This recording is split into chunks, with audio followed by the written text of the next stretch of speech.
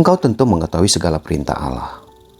Jangan berzina, jangan membunuh, jangan mencuri, jangan mengucapkan saksi dusta, hormatilah ayah dan ibumu. Dari 10 perintah Allah yang telah diturunkan kepada umat manusia, salah satunya yaitu tentang tidak boleh melakukan dosa perzinahan. Hal ini sangat penting karena sejak dunia dijadikan, memang hawa nafsu paling rentan menuntun umat manusia untuk berpaling dari Allah dan melakukan kekejian yang satu ini.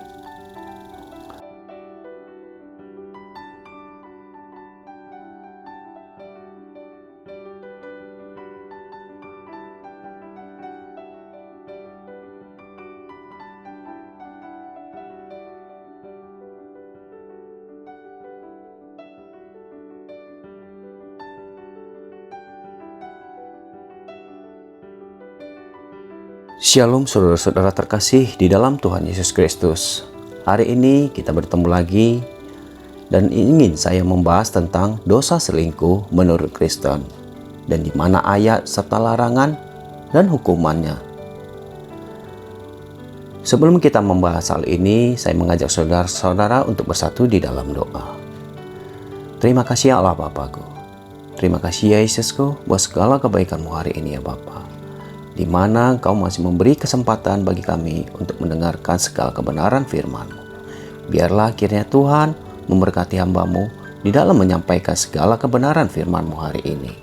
Dan berkati juga buat mereka yang tetap selalu setia mendengarkan segala kebenaran firman-Mu. Dan biarlah semuanya kami serahkan semuanya hanya di dalam nama Tuhan Yesus Tuhan kami. Haleluya, amin. Seringkali ada banyak orang Kristen yang belum memahami benar makna dan arti dosa selingkuh menurut Alkitab. Padahal dalam Alkitab hal ini jelas dilarang untuk dilakukan dan sebaiknya bertobat jika masih melakukan hal ini. Akan tetapi dunia yang semakin penuh dengan pergumulan dan masalah membuat banyak orang hingga saat ini kehilangan kemuliaan Tuhan dan melakukan dosa perzinahan tersebut. Sehingga secara tidak langsung hal ini mengundang rasa duka dari Allah dan membuat Tuhan membenci akan perbuatan tersebut. Oleh sebab itu, sebaiknya umat Allah yang taat akan ketetapannya berusaha untuk tidak membuat diri terjatuh dalam kesalahan yang tidak disukai Tuhan. Untuk lebih jelasnya, berikut ini ada beberapa hal tentang dosa selingkuh menurut Kristen, baik ayat Alkitab tentang hal tersebut maupun hukuman secara serta larangannya. Larangan Alkitab akan dosa selingkuh dalam Alkitab sudah jelas diutarakan bahwa Allah membenci perzinahan menurut Alkitab, termasuk jika melakukan dosa selingkuh yang sama halnya atau tidak berbeda dengan perselingkuhan. Oleh sebab itu, ada banyak firman Tuhan yang mengungkapkan hal tersebut dan berusaha menasihati anak Allah untuk tidak melakukan kesalahan tersebut. Ada beberapa larangan dalam firman Allah yang menjelaskan hal ini dengan baik. Di antaranya yaitu pertama di dalam Matius 5 ayat 27. Kamu telah mendengar firman, jangan berzina. Dari ayat tersebut telah dijelaskan dengan baik dan tepat bahwa semua umat Kristen tidak diizinkan untuk melakukan dosa perzinahan. Oleh sebab itu, sudah menjadi kewajiban bagi umat Allah untuk tetap berdoa dan minta pimpinan Roh Kudus supaya tidak jatuh kepada dosa yang dibenci oleh Allah tersebut. Karena jika tidak, maka hidup akan terus dikuasai oleh ayat Alkitab tentang nafsu duniawi dan membuat umat Kristen tidak mendapat bagian dari kerajaan Allah. Sebaiknya segera bertobat jika melakukan perselingkuhan, terutama jika sudah berkeluarga. Karena hal demikian ini bukanlah suatu yang disukai oleh Allah. Lalu yang kedua, kita bisa buka di dalam Lukas 18 ayat 20. engkau tentu mengetahui segala perintah Allah. Jangan berzina, jangan membunuh, jangan mencuri, jangan mengucapkan saksi dusta, hormatilah ayah dan ibumu. Dari 10 perintah Allah yang telah diturunkan kepada umat manusia, salah satunya yaitu tentang tidak boleh melakukan dosa perzinahan. Hal ini sangat penting karena sejak dunia dijadikan, memang hawa nafsu paling rentan menuntun umat manusia untuk berpaling dari Allah dan melakukan kekejian yang satu ini. Oleh sebab itu, sebaiknya berdoalah yang baik dan berdoalah di dalam roh untuk mendapat tuntunan Roh Kudus dengan maksimal. Sehingga dengan demikian, maka dapat terhindar dari risiko melakukan dosa yang tidak disukai oleh Allah tersebut. Saya akan lanjut di dalam Ibrani 13 ayat 4. Demikianlah firman Tuhan. Hendaklah kamu penuh hormat terhadap perkawinan, dan janganlah kamu mencemarkan tempat tidur, sebab orang-orang sundal dan pezina akan dihakimi Allah. Dalam ayat ini dikatakan bahwa mencemarkan tempat tidur akan membuat orang tersebut dihakimi oleh Allah. Ini karena pada akhirnya nanti semua umat Kristen akan mengalami penghakiman yang akan diberikan oleh Allah sendiri. Karena itu, dalam hal ini mencatat setiap perbuatan manusia di dunia dan akan menelanjangi dosa yang diperbuat pada hari penghakiman.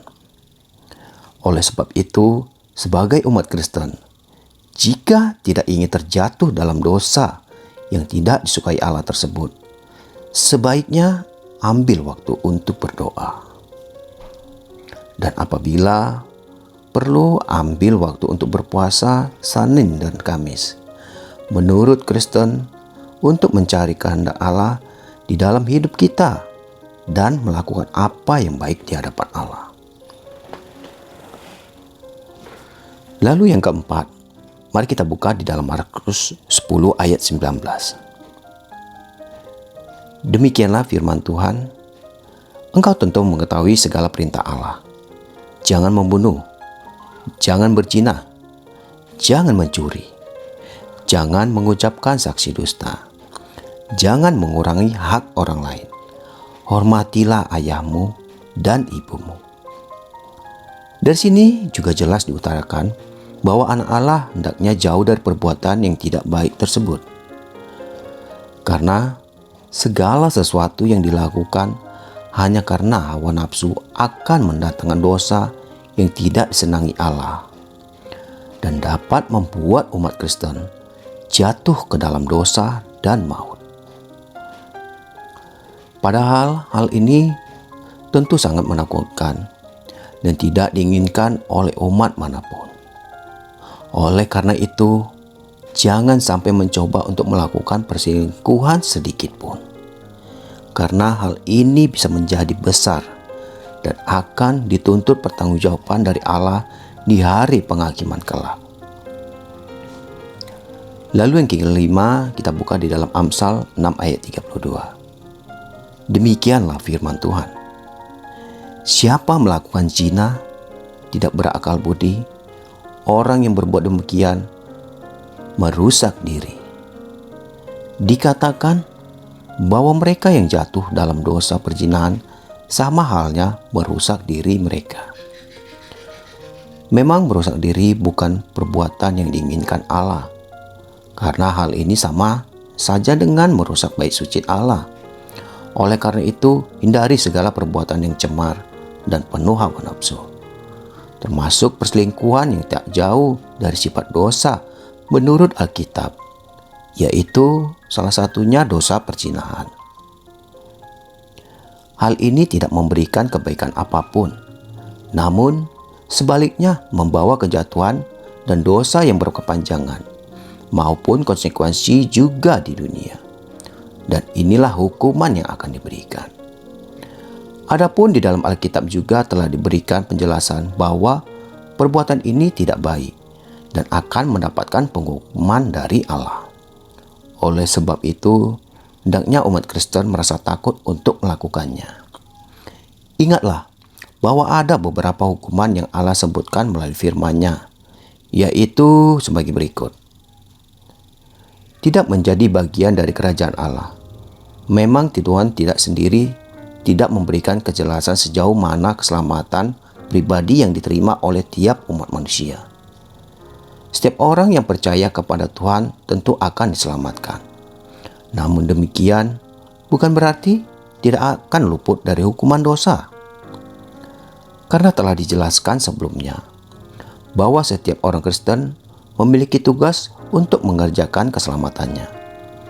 Oleh sebab itu, dosa selingkuh menurut Kristen berarti tidak mengerjakan keselamatan yang telah Allah berikan secara cuma-cuma. Hendaknya hal ini menjadi perenungan yang panjang bagi tiap umat Allah. Kehilangan kemuliaan Allah sudah jelas bahwa di Alkitab dikatakan bahwa barang siapa melakukan dosa, maka ia akan kehilangan kemuliaan Allah. Dalam hal ini, maka kehidupan yang dijalani mereka yang tidak dekat dan bersekutu dengan Allah akan jauh dari gambar maupun rupa Allah. Oleh sebab itu, sebaiknya jangan sampai melakukan dosa, termasuk berselingkuh yang membuat umat Kristen kehilangan hal tersebut. Karena membangun kembali dari awal bukan perkara yang mudah untuk dilakukan. Konsekuensi di dunia adapun upah dosa ini juga memberikan konsekuensi di dunia, baik itu hamil di luar nikah, sanksi sosial, dan bahkan hukuman penjara. Oleh karena itu sebaiknya usahakan untuk dihindari, supaya tidak perlu menerima resiko berupa sanksi maupun hukuman di dunia tersebut.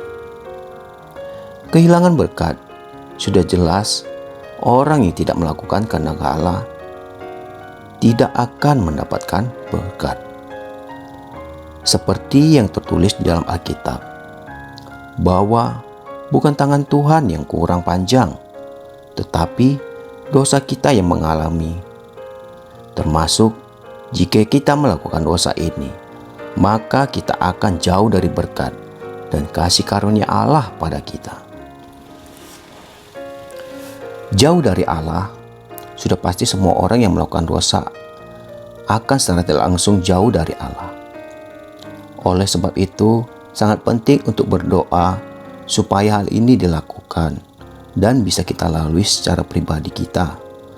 Diubahkan untuk cara bertobat orang Kristen dan melakukan kehendak Allah. Sehingga dengan demikian, maka kita akan selalu berada dalam perlindungan Tuhan dan dekat dengan kasih karunia Allah dalam hidup kita. Lalu cara menghindarinya, tentunya kita akan mengetahui hal ini bukanlah sesuatu dengan keinginan Allah. Maka sebaiknya umat Kristen berusaha untuk menghindari hal tersebut. Ada beberapa hal yang bisa dilakukan supaya tidak tergoda untuk melakukan hal itu dan tetap tertuju pada keinginan Allah. Yang pertama yaitu berdoa. Ini merupakan salah satu langkah yang paling efektif dan dapat mudah dilakukan. Selalu berikan waktu untuk berdoa dan mendekat pada Allah, sehingga tidak ada celah dan jalan bagi dosa untuk menguasai pikiran kita. Dengan doa yang tak putus-putusnya, maka Allah akan senantiasa mengaruniakan pendamping, yaitu tujuan karunia Roh Kudus yang menuntun kita melakukan segala sesuatu yang berkenan kepada Allah. Lalu selanjutnya yaitu berpuasa. Hendaklah hal ini dipertimbangkan jika memang dalam pergumulan yang besar akan melakukan kecenderungan dosa tersebut. Dengan berpuasa, maka iblis dapat dilawan dan hati maupun hidup kita akan selalu dipenuhi akan kuasa Roh Kudus yang sudah jelas akan menjauhkan kita dari dosa tersebut. Dan hal ini sudah saya lakukan sendiri. Berpuasa bukan berarti kita melakukan hal-hal seperti orang-orang yang lainnya.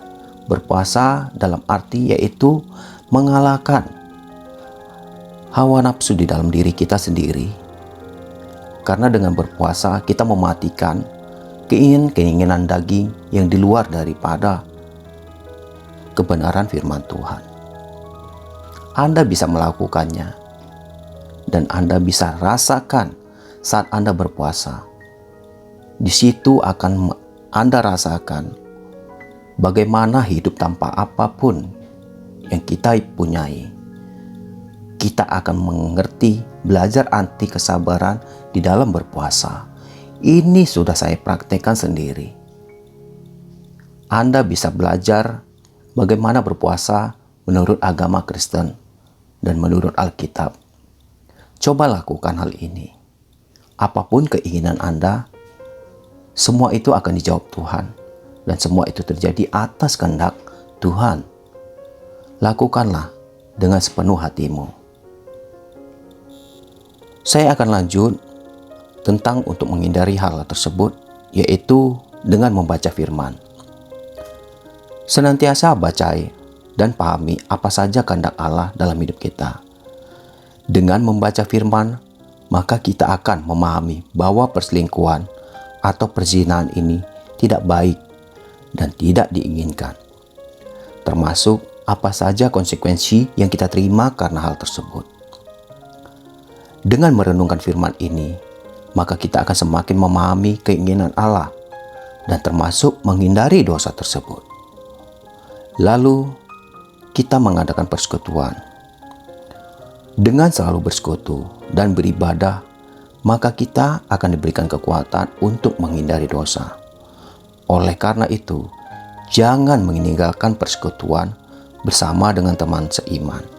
Karena hal ini akan membantu kita melawan hawa nafsu yang tidak baik dan menggantinya dengan perbuatan-perbuatan baik sesuai dengan kehendak Bapa. Banyak kegunaan di dalam kita melakukan persekutuan. Kita akan selalu berfokus untuk melakukan hal-hal yang positif. Karena di dalam persekutuan, terutama yang seiman, kita akan bisa saling sharing satu sama lain tentang hal pribadi kita.